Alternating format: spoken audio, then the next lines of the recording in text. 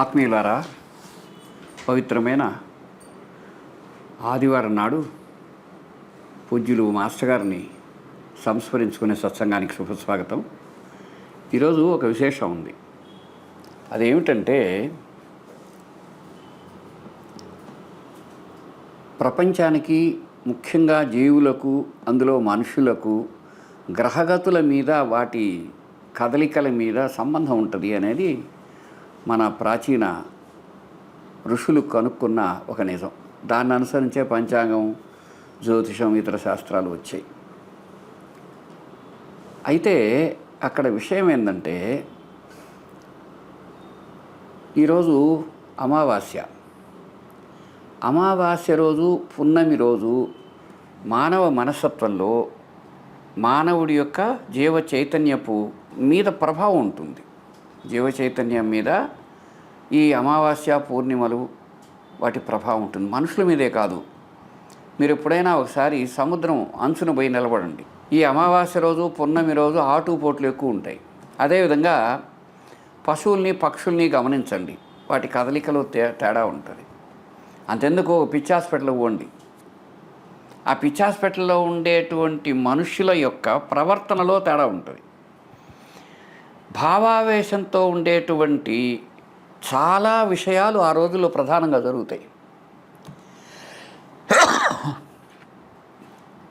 ఇవి పెద్దలందరూ నిగ్గు తేల్చిన నిజాలు.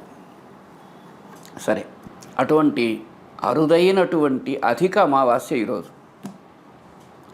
సాధారణంగా ధ్యానము, స్మరణము, ఉత్తమ కార్యాచరణము, పితృదేవతల కోసం ప్రార్థించటం, ఇలాంటి ఎన్నో మంచి విషయాలకు ఆలవాలమైన పవిత్రమైన రోజున ఈ విధంగా భరద్వాజ మాస్టర్ గారిని తలుసుకునే ఈ మహదవకాశానికి, పరమాత్ముడికి, ఆయన రూపమైన మాస్టర్కి, సాయిబాబా వారికి, వెంకయ్య స్వామి లాంటి మహాత్ములకు నమస్సుమాంజలి ఘటిస్తూ సత్సంగం చేసుకున్నాం. మనం ఎంతో కాలంగా మాస్టర్ గారి గురించి అవకాశం ఉన్నప్పుడల్లా చెప్పుకుంటూనే ఉంటాం. ఎందుకంటే మాస్టర్ గారి చరిత్ర ఒక భాగవతుడు, భక్తుడి చరిత్ర కనుక దానికి అంతం ఉండదు, కొనసాగుతూనే ఉంటుంది. అందుకని మాస్టర్ గురించి చెప్పుకోవటంలో మనకు అలసట ఉండదు, సంతోషం మాత్రమే ఉంటుంది. అప్పుడప్పుడు ఒక చోట ఆగి మనం ఎంతకాలం, ఎంత దూరం, ఎలా నడిచాం అని పునశ్చరణ చేసుకుంటే కొన్ని విషయాలు తెలుస్తాయి. మాస్టర్ గారు కేవలం 50 సంవత్సరాలు భూమి మీద జీవయాత్ర సాగించారు. కానీ ఆయన ఎంతటి కార్యశీల కర్తవ్య నిపుణుడంటే, మనలాంటి వాళ్ళు ఎవరైనా ఒక 100-150 సంవత్సరాలు కూడా చేయలేని పనులు ఆ తక్కువ కాలంలోనే చేశారు.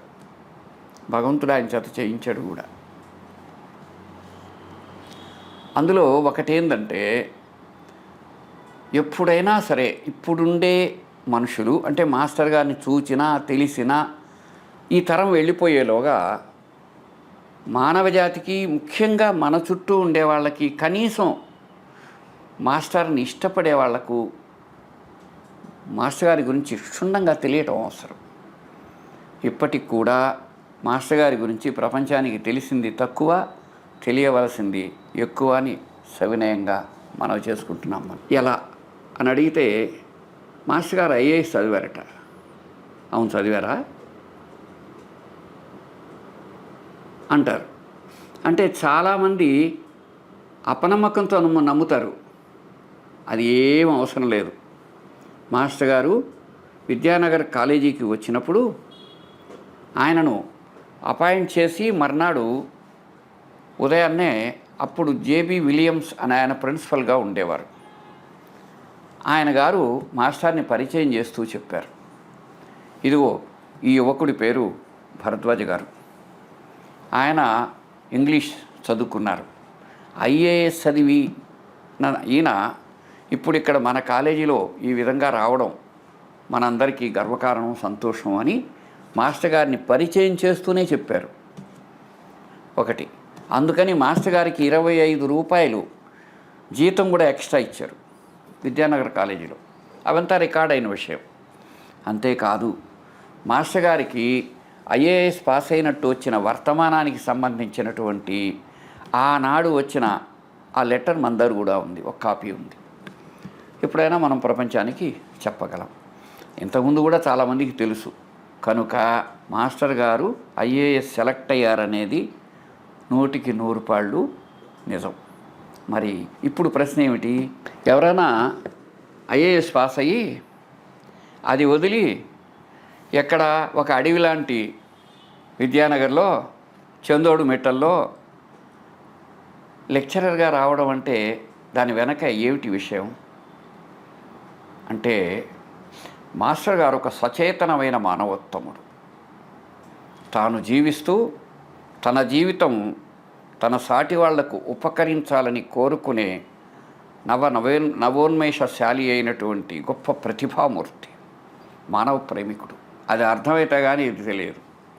ఆయన ఏమనుకున్నాడు, ఈ సమాజంలో ఒక ఐఏఎస్ ఆఫీసర్ చేసిన పని కంటే ఒక ఉపాధ్యాయుడు, ఒక లెక్చరర్ ఎక్కువ పని చేయగలడు.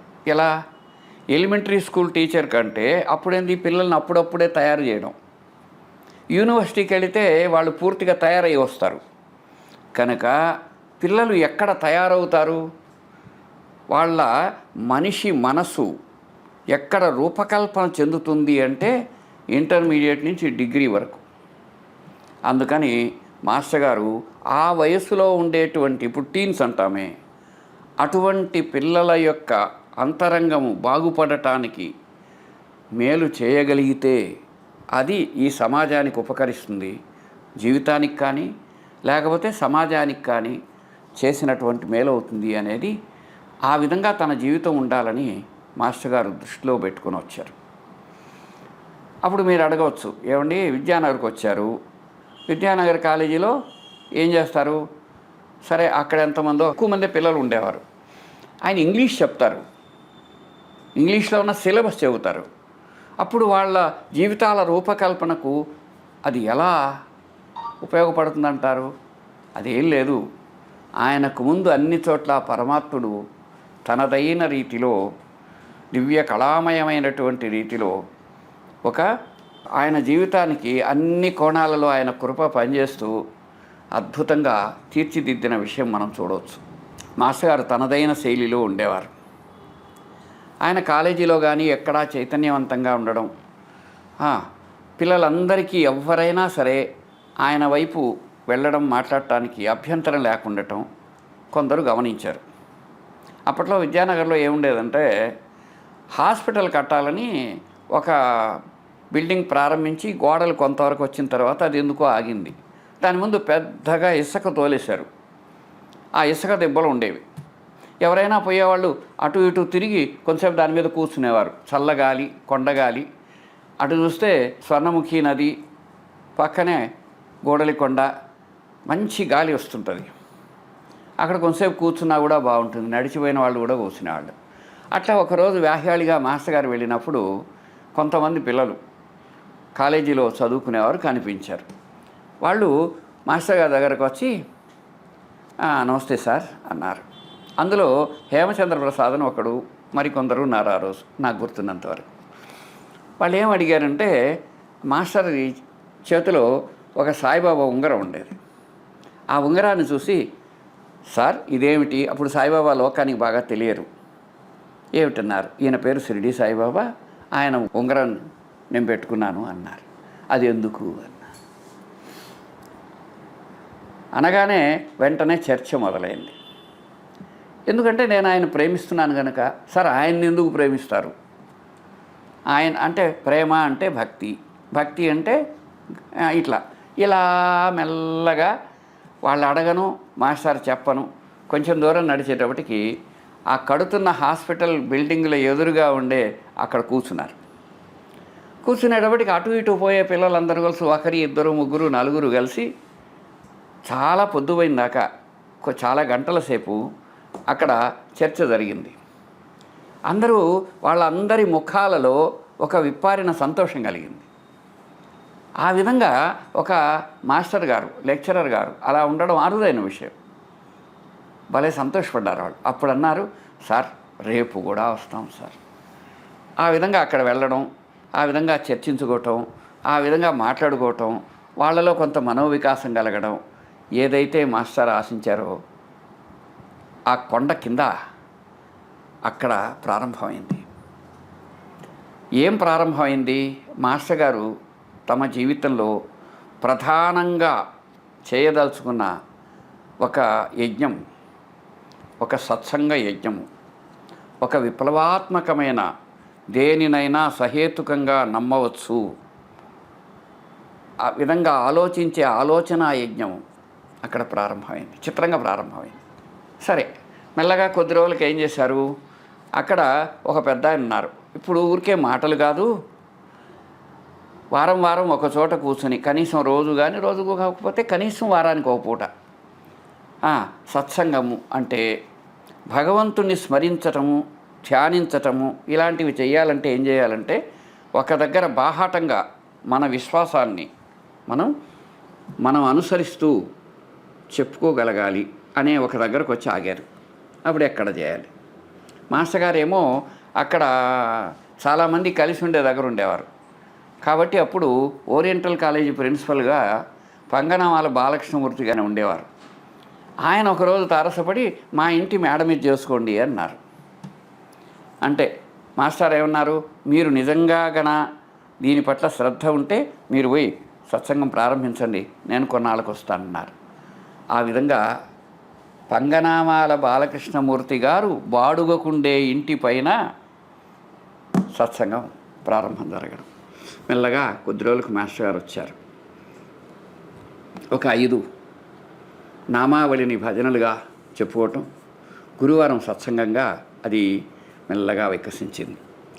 మాస్టర్ గారు ఎప్పుడు ఎక్కడ ఏమున్నా అక్కడ నిరంతరం సత్సంగం, ప్రతివాడు వచ్చినవాడల్లా తనదైనటువంటి ఆలోచనలను భావాలను పంచుకోవటం, మాస్టర్ గారు వాళ్లకు ఉపయోగపడటం, తల్లి కంటే తండ్రి కంటే ఇతర అందరికంటే కూడా చాలామంది హృదయాల్లో ఆయనకు ఒక స్థానం ఏర్పడింది. ఆ విధంగా మాస్టర్ గారు అనుకున్న భావాన్ని మాస్టర్ గారి ద్వారా భగవంతుడు చేయించదలుచుకుంది అలా జరిగినట్టు అనిపిస్తుంది. ఆ స్థలం ఏది? ఇప్పుడు మనం తపోవనం అంటున్నామే, అదే ఇల్లు అన్నమాట. ఆ తర్వాతి రోజులలో అక్కడే మాస్టర్ గారు నివాసం ఉన్నారు. మేమందరం ఆయన అక్కడే కలిసేవాళ్ళం. ఆ తర్వాతి రోజుల్లో మనకు ఆత్మీయులైన వారు ఒకరు కొని ఆ తర్వాత దాన్ని ఇప్పుడు తపోవనంగా దాన్ని సమర్పించేశారు. ప్రస్తుతం ఒకనాడు మాస్టర్ గారు ఉన్నటువంటి ఆ తపోవన స్థలంలోనే మొదట పైన సత్సంగం జరిగి నిరంతర సత్సంగం వచ్చి ఆ సత్సంగం ప్రపంచవ్యాప్తమై ఆ తర్వాత అదే అద్భుతమైన మందిరంగా ఏర్పడటం ఇది భగవంతుడి దివ్యలీల. నిజంగా ప్రతి దగ్గర అది ఒక గొప్ప ఉద్యమం. మాస్టర్ గారు భాగవతంలో ఏ విధంగా అయితే సత్సంగం ఉద్యమమైందో అటువంటి గొప్ప ఉద్యమం అది. దేన్ని గుడ్డిగా నమ్మకు, నమ్మవలసిన దాన్ని ఖచ్చితంగా నమ్ము. భగవంతుడు ఉన్నాడు, ధర్మం ఉంది, దైవం ఉన్నది వాస్తవం, మహాత్ముల ద్వారా అది వ్యక్తమైంది నిజం, మహాత్ములను అనుసరించేది ఉత్తమమైన జీవితం, భారతీయ జీవితం అంటూ ఒక విలువలతో కూడిన ఒక పరమాద్భుతమైనటువంటి రీతిలో మాస్టర్ గారి ద్వారా అక్కడ ఒక ఉద్యమం ప్రారంభమైంది. ఈనాడు మాస్టర్ని, ఆ విధంగా ఆధ్యాత్మికతను, మహాత్ములను వీళ్ళను అనుసరించే మనం అందరం కూడా క్షుణ్ణంగా సంపూర్ణంగా దానిని అవగాహన చేసుకొని కనుక ఆచరించగలిగితే మన బ్రతుకులు దివ్యమవుతాయి, అర్థవంతమవుతాయి. ఈ సమాజానికి మనం ఎంతో చేసిన వారం అవుతాం, మన వంతు కృషి చేసిన వాళ్ళం అవుతాం. రాబోయే తరాలకు కూడా సరి అయిన వారసత్వం ఇచ్చిన వాళ్ళం అవుతాం. ఋషి వారసత్వాన్ని ఒకసారి వాళ్ళకు పరిచయం చేసిన వాళ్ళం అవుతాం. అటువంటి ఆణిముత్యాల లాంటి పరమాద్భుతమైన దివ్య ప్రభాభాసితమైనటువంటి అనేక విషయాలకు కాణాచి వంటిది మాస్టర్ గారు ఆ రోజు ప్రారంభించినటువంటి, ఆయన ద్వారా ప్రపంచానికి లభించిన సత్సంగోద్యమం. ఆ తర్వాత ఆ ప్రాంతమంతా కూడా ఒక గొప్ప భావం ఏర్పడింది. గురువారం అయితే చాలు ఎక్కడెక్కడి వాళ్ళు బళ్ళలోనూ నడిచి అనేక విధాలుగా వచ్చేసేవారు. ఎందరో మహనీయమూర్తులు వచ్చారు, ఎందరో సత్పురుషులు సాధువులు వచ్చారు. అంతేకాదు మెల్లగా అక్కడ విద్యానగర్లో అద్భుతమైన మందిరం, షిరిడిలో ఏ విధంగా రాతిమేడ ఉందో అటువంటి దగ్ధీవాడ రాతిమేడ అక్కడ రూపొందింది. అందులో విశేషం మాస్టర్ గారు ఎప్పుడూ అనేవారు, గాడిదల మీద ఉప్పొమ్ముకునేవాళ్ళు తమ ఇళ్లలో ఒక చిన్న ముంత పెట్టి దాంట్లో వాళ్ళు అన్నం తినేటప్పుడు కొన్ని గింజలు అక్కడ వేసి అవన్నీ తీసుకెళ్ళి చంద్రశేఖర్ అంగట్లో అమ్మి ఆ డబ్బు కూడా దానికి ఉపయోగపడింది అని. ఆ విధంగా ఒక అద్భుతమైన రీతిలో రూపొందిన భగవంతుడి కరుణకు మరొక రూపమైన కరుణాలయం విద్యానగర్ సాయిబాబా మందిరం. అది మాస్టర్ గారి యొక్క అంతరంగంలోంచి, తపస్సులోంచి వచ్చింది. ఆ విధంగా మాస్టర్ గారు తాము జీవించిన 50 ఏళ్లలో అహరహము అణువణువు ఈ దేశంలో యువతరం బాగుపడితే మా యావత్ సమాజము ప్రపంచానికి మకుటాయమానం అవుతుంది, ఆ వంతుగా తమ కృషి చేయటానికి ప్రయత్నం చేశారు ఆయన. కాబట్టి వివరంగా, వీలైనంత క్షుణ్ణంగా, వీలైనంత అర్థవంతంగా, సహేతుకమైన ఆధారాలతో మనం ఈ సత్సంగం ద్వారా ఆ మాస్టర్ గారి యొక్క భావ విప్లవోద్యమం గురించి చెప్పుకుందాం. మీ అందరికీ సాదర స్వాగతం, నమస్కారం. కలుస్తూ ఉందాం, కలిసే ఉందాం, చెప్పుకుంటూనే ఉందాం. సత్సంగానికి అయిపోవడం అంటూ ఉండదు. అలా నిరంతర అవిచ్ఛిన్న గంగాజరిలాగా కొనసాగుతూనే ఉంటుంది. నమస్కారం, సెలవు. श्री सच्चिदानंद सद्गुरु साईनाथ महाराज की जय। गुरुदेव दत्ता साई राम जय साई राम। गुरुदेव दत्ता साई राम जय साई राम। गुरुदेव दत्ता साई राम जय साई राम। गुरुदेव दत्ता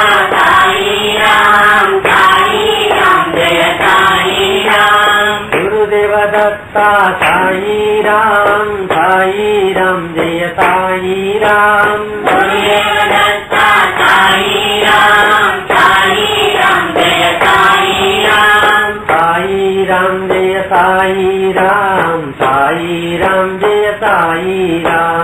साई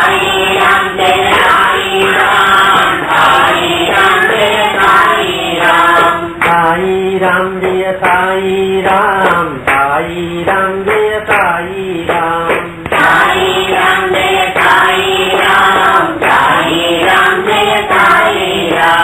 साई राम जय साई राम जय साई राम। साई राम जय साई राम जय साई राम। साई राम जय साई राम जय साई राम। साई राम जय साई राम जय साई राम। साई राम जय साई राम जय साई राम। साई राम जय साई राम जय साई राम। साई राम जय साई राम जय साई राम। साई राम जय साई राम जय साई राम।